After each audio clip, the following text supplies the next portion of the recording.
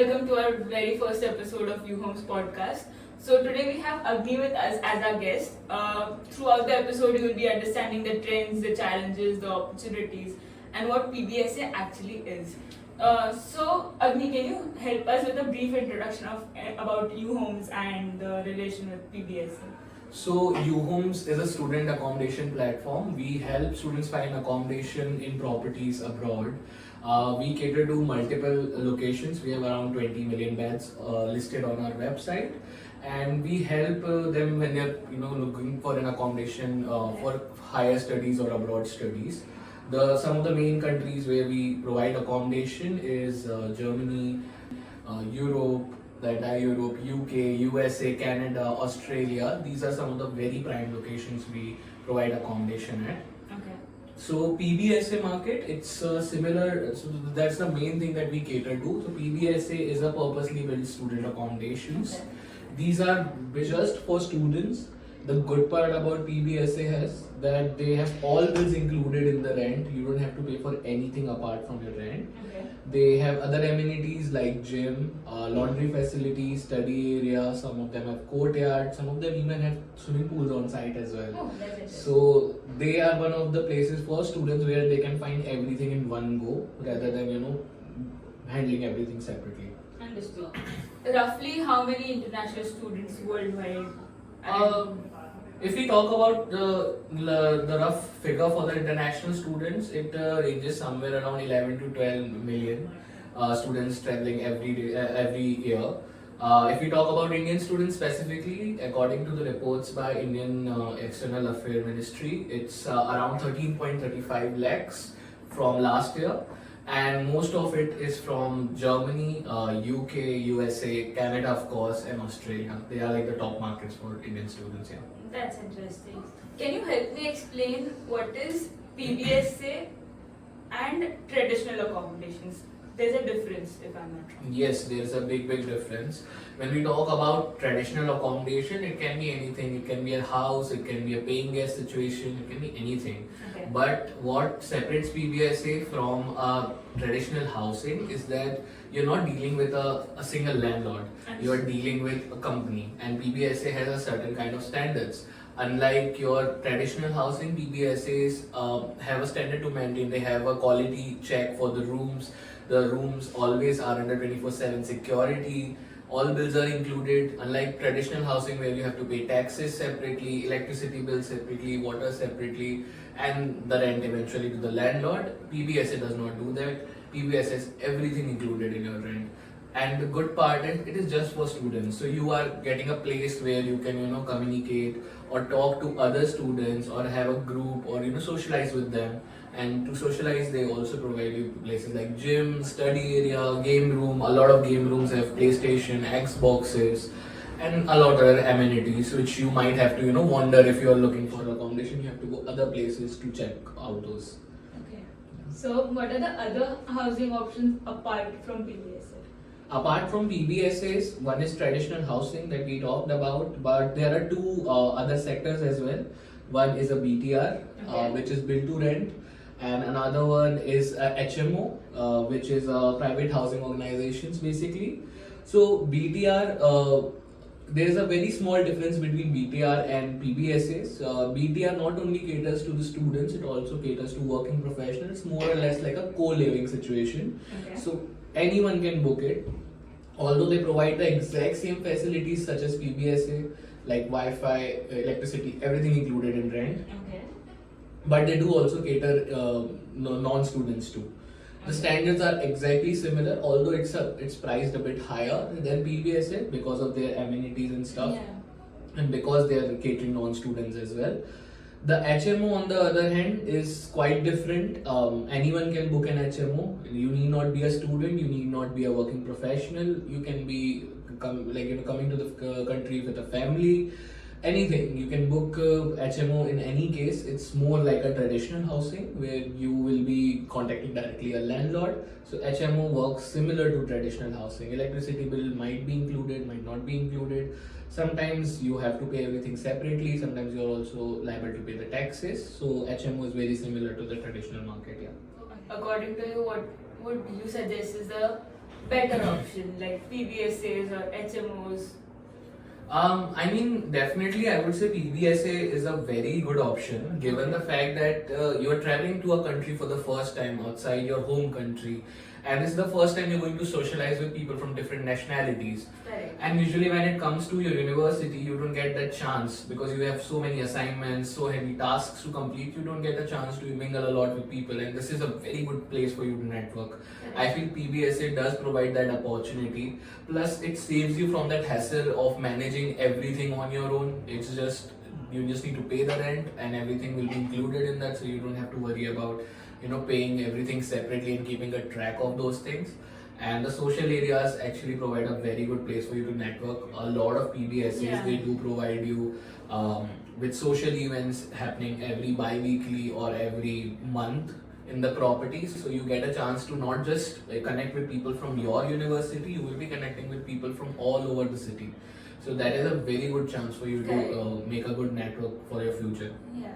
So it gives a very friendly environment where you're able to connect with people, not only just let's say from your home country, but other various countries and cities, etc. So I guess that is a very good opportunity for the students, and they should explore PBSA options as well. Also, which city or a country are you an expert in? I specialize in London city. I have been catering students traveling to London for last 3.5 years. I do also cater Dublin, Cork, Leeds, but they have been like secondary cities for me. But London has been the most primary one, and United Kingdoms. Okay. So, can you help me understand what are the factors influencing a student to book an accommodation in London, since you have a background from there? I think a lot of students traveling from India, they the biggest factor is familiarity of the area, or people from the similar universities. A lot of them do like to stay very close as well. So they don't want, because they're traveling for the first time, and Indian students they do tend to stay closer to the university to save on the traveling cost, or maybe have a safer environment. So travel is a very big factor. They also do rely a lot on if they are going for a group booking, they want same nationality. They have food preferences, that's very important for them as well. And at the same time, they would want to be somewhere in the city where there is a part-time opportunity as well, so that they can connect with new people, and they get an internship maybe which turn into job later on. Understood. Yeah.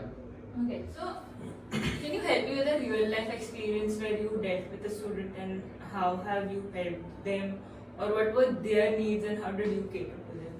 So we did had a student. I think 2 months back, she was looking for an accommodation in London, close to University of Greenwich and Goldsmiths University.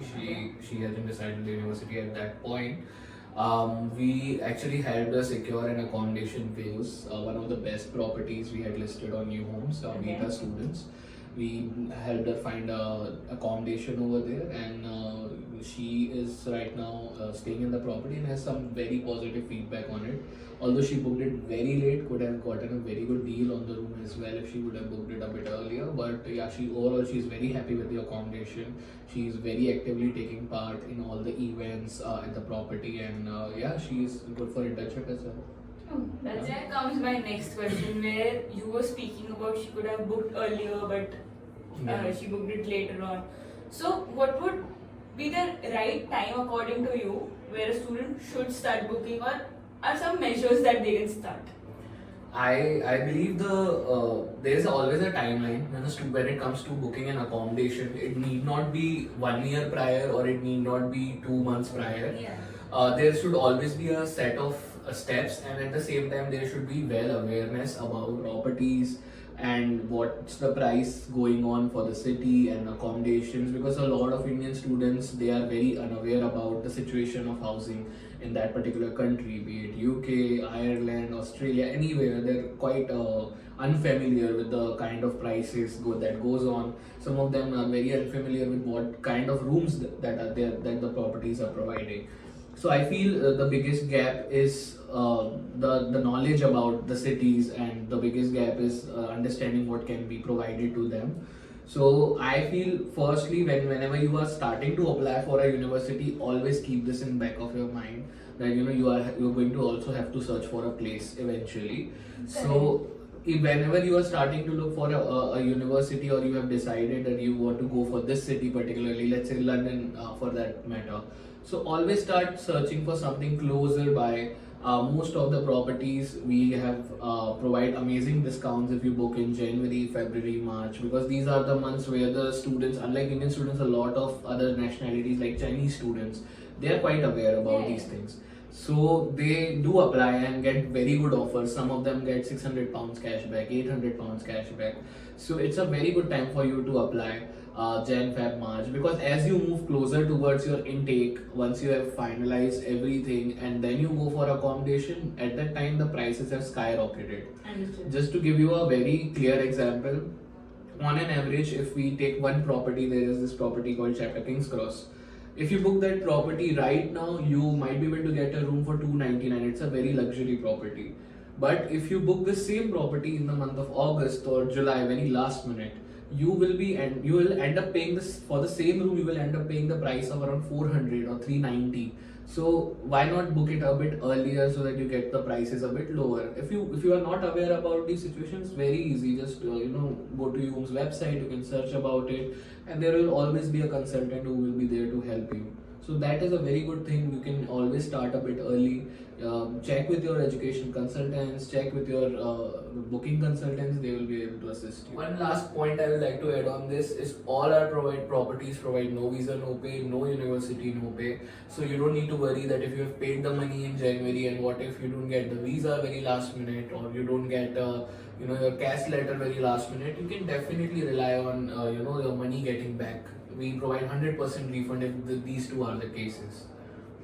So guys, I guess here is a very good tip that you all should apply and take notes from, that it is rather better to start early rather than regretting it. Obviously you always have an option of no visa, no pay, so why not? If you're saving a little and getting a good amount of cash back on the same thing, you're good to go for the rest of the year, and you'll be feeling a lot of overwhelming things, considering that you have to move to your uni, you have to shift to a country, and you have to leave your parents and everything. So I guess here are a few key points that you can take away from this podcast. We hope to see you in the next podcast very soon, but stay tuned for the same. And also don't forget to visit the uhomes.com website, and we always have a 24/7 sales consultant right available for you. Be it any city, be it any country, we are there for you. Thank you so much.